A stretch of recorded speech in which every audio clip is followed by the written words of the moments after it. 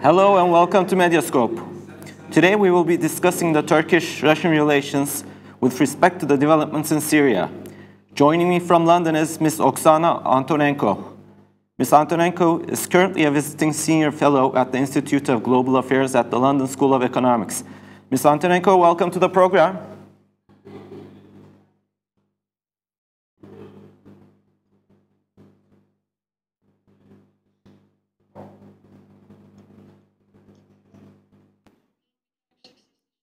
Ms. Antonenko? Yes. Welcome to the program. Thank you very much. Glad to be here. I'd like to start off by asking you, how would you assess the established framework in the current partnership? There seems to be a variety of limitations. You mean the partnership between Turkey and Russia? Yes. Yes. Well, I think obviously Turkish-Russian relations now probably going through one of the most closest partnership periods in its history, at least the recent history. But we have to also remember that this relationship has been perhaps one of the most volatile of all bilateral relationships that we have seen in the world, or definitely in Eurasia. Turkey and Russia have been on the opposite sides of the Arab Spring developments. Then Turkey and Russia came closer together as both countries have experienced a wave of political protests at home and been criticized by the West and the international community for that. And then we've seen, of course, a huge deterioration in the relationship following the shooting down of the Russian plane, which allegedly violated the Turkish airspace.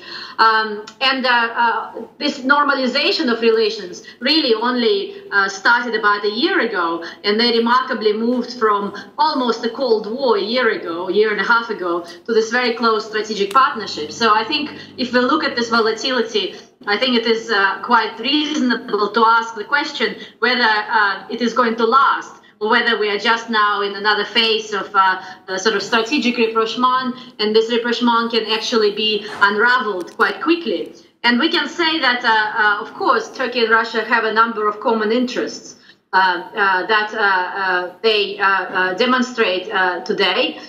In particular, both countries have the strong political leaders who want to see their countries to be independent poles of power in this new multipolar world.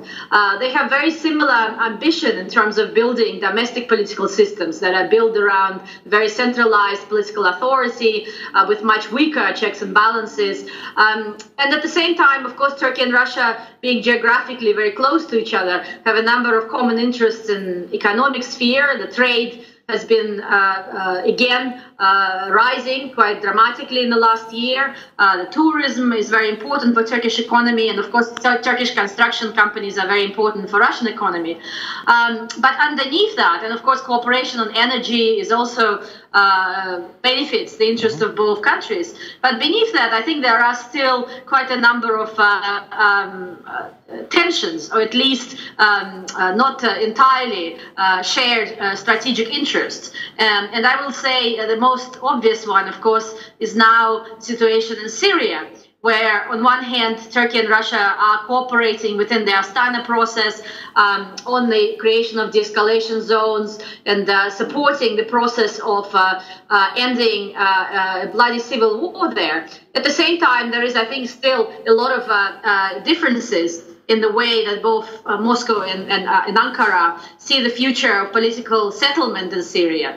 I think for Russia, the political future of Syria is very much connected to a very gradual evolution of the Assad regime. Russia was among the strongest backers of the Assad regime, and it sees its intervention in Syria in support of the Assad regime to be vindicated as the regime really consolidates its control over the vast majority of the territories in Syria.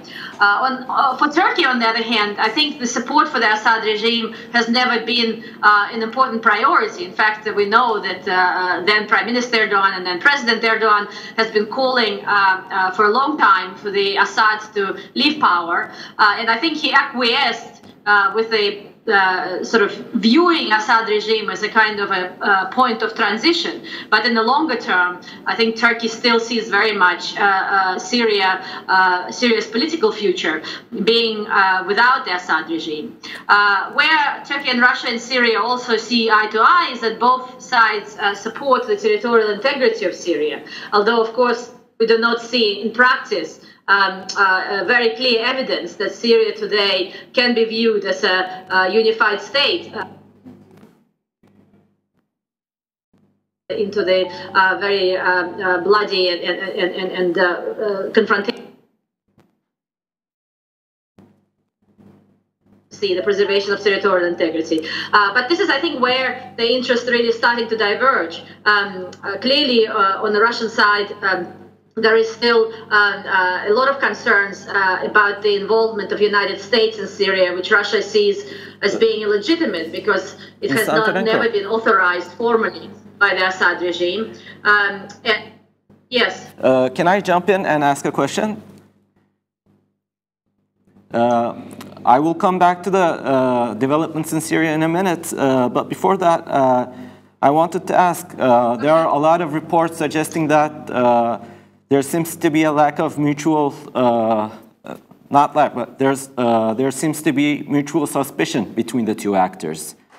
And it seems that this is continuing. How would you assess that? Because there are ongoing operations on the fields. In some cases, actors are working together. In some cases, they aren't. Well, I think this is really a feature of the today's international politics. Clearly, between Russia and Turkey, as I said, there are a number of common interests, but there are also a lot of diverging interests and even tensions.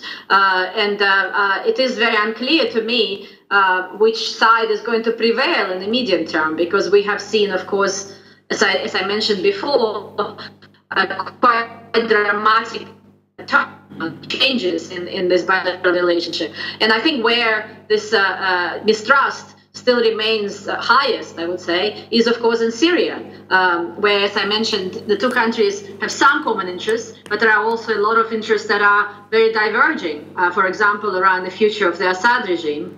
And of course, there is also generally a lot of geopolitical rivalries between Turkey and Russia, which are remaining not just in Syria, but for example, in the Caucasus. We all know that Russia continues to support militarily Armenia, while Turkey has been traditionally very close to Azerbaijan, and the Nagorno-Karabakh conflict, which is also showing some signs of escalation over the last several years, can also bring Turkey and Russia at odds with each other. There are similar tensions, I would say, around the issue of relationship with Ukraine. Turkey has never recognized Russia's annexation of Crimea, and it continues to pursue close cooperation with Ukraine, including in the military sphere, which of course Russia doesn't find to be very positive. So there are a number of areas where tensions remain. But for the time being, it seems to me that both President Erdogan and President Putin want to project the image of a very strong strategic partnership. From the Russian perspective, that is also important for two reasons. First of all, of course, Russia wants to see more tensions escalating among the two NATO members, between the United States and Turkey. And therefore, for example, the sale of Russian S-400 missiles is something which has already created some tensions within NATO. And secondly, Russia has very important energy interests. It wants to build a pipeline carrying Russian gas to Europe by passing Ukraine. And Turkey seems to be the only natural route, because other southern stream routes have been closed for Russia. So therefore, these two factors still very much underpin the interest from the Russian side to see this relationship going. In this respect, Moscow watched Tillerson's Ankara visit very closely. How was that reflected there? Can you say it again? I didn't hear you very well. From the place you stopped off, I can say that Moscow watched Tillerson's meeting in Ankara very closely. How was that reflected? Tillerson's meeting. Yes. Yeah. I mean, I think there is a perception within NATO now and in the United States that Turkey, on one hand, remains an absolutely essential partner for NATO, but on the other hand, it is increasingly viewed with a lot of suspicion given the relationship between Turkey and Russia, but generally the kind of unilateralist approach that President Erdogan increasingly takes in regard to Turkish own security, for example, intervention in Afrin or before the shooting down of the Russian plane. This is something which Turkey continues to do kind of unilaterally without perhaps consulting fully with the NATO members. And from the Russian perspective, that kind of tension between Turkey and NATO is an important factor which perhaps can complicate the building of consensus within NATO vis-à-vis a more robust policy of the alliance towards Russia. There is also, of course, concern in Moscow that the United States and Turkey can once upon a time normalize their relationship and therefore, again, present a common front in Syria, which, you know, at the moment doesn't, of course, look very likely. Given the continued tensions between the United States and Turkey around the cooperation that the United States maintains with the Kurds in Syria. Turkey and Russia seems to have reached a peak within the Astana talks, but it's a very tricky period. On the ground, do you see a coordination between the two actors?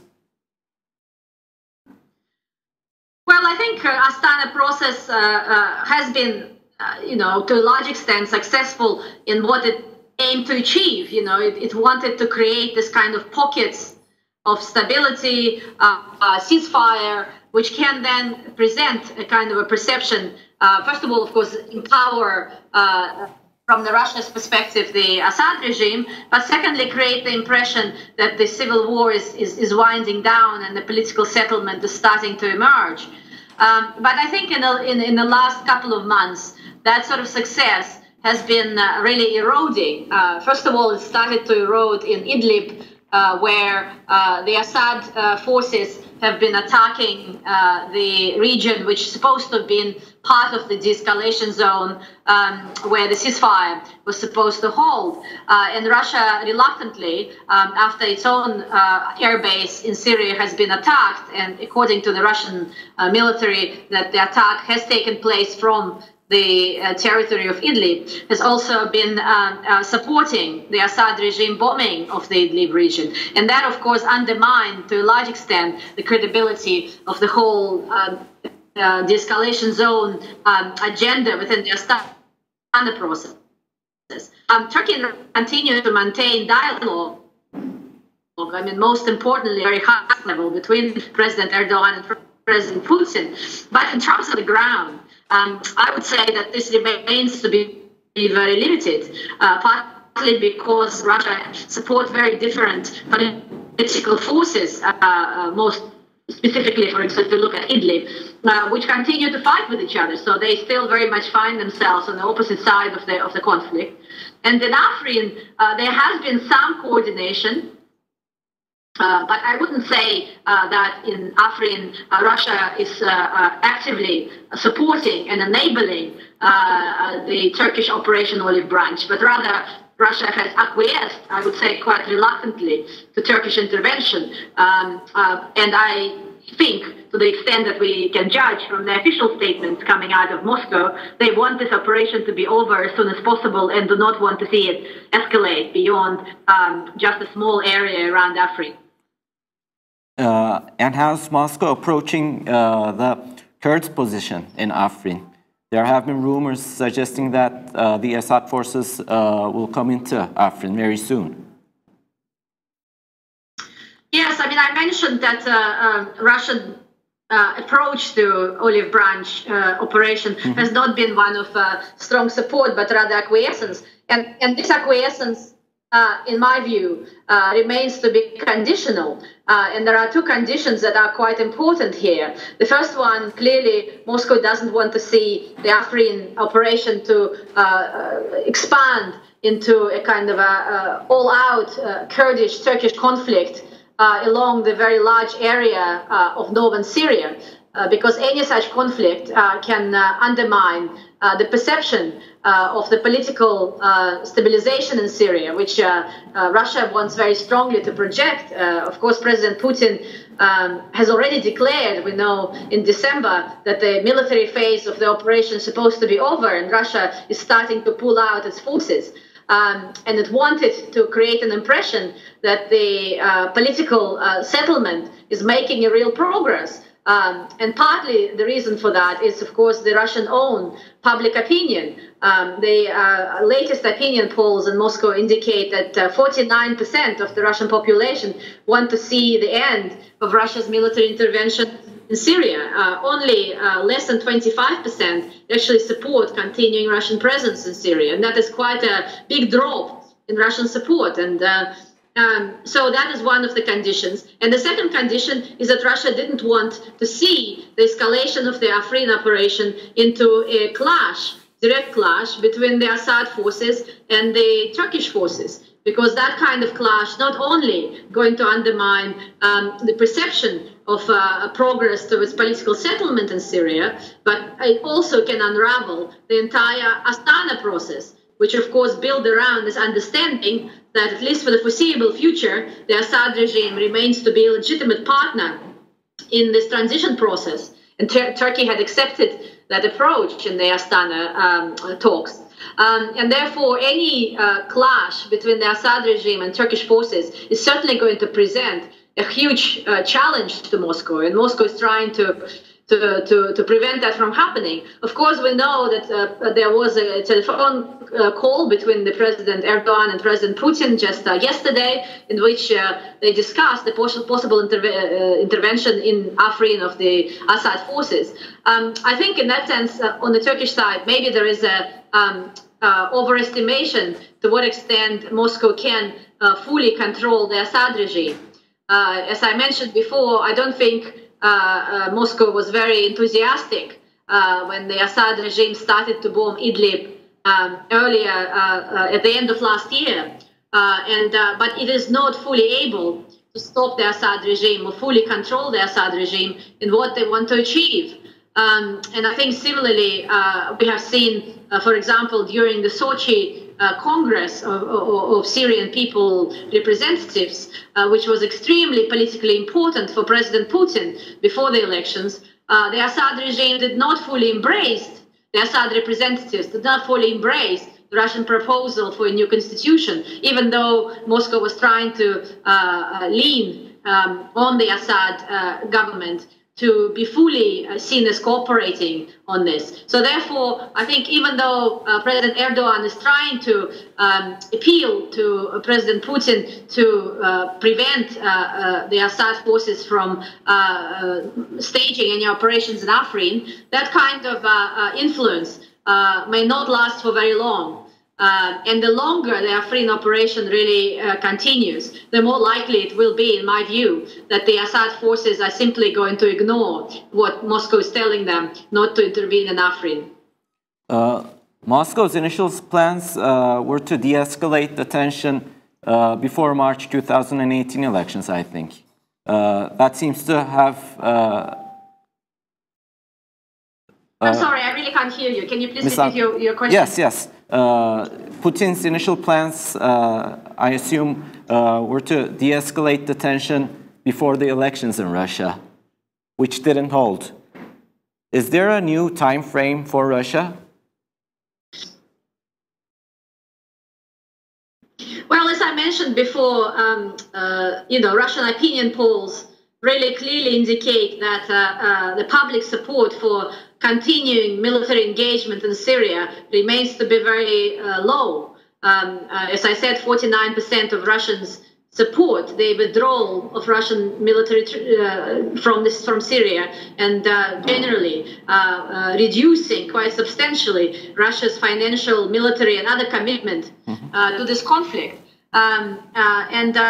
Therefore, I expect that even after the elections, there will be a continuing push from the Kremlin to find ways to extricate Russia from what looks to me as a continuing conflict and civil war in Syria, which doesn't really show many signs of ending. Of course, there are some factors that may change this attitude in Moscow. One of these factors is the policies of United States in Syria.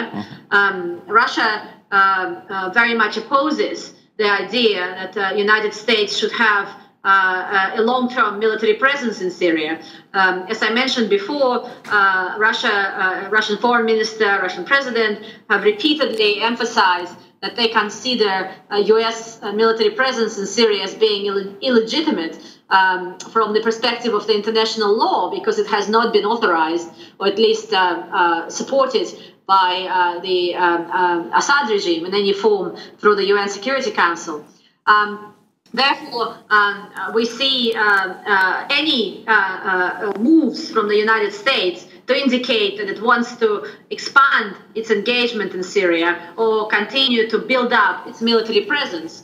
Like when we've heard earlier in January, statement from the United States military representative in Syria that they are planning to create this 30,000 strong border force made mostly of the Kurdish forces, and that the United States will continue to be present to train and support those forces. This is something which Moscow finds to be unacceptable, just like Ankara does as well, for different reasons. But from Moscow's perspective, any expansion of US military presence will drive President Putin to reaffirm and possibly even expand their military commitment in Syria.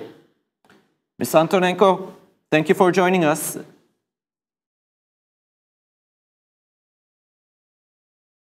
Thank you.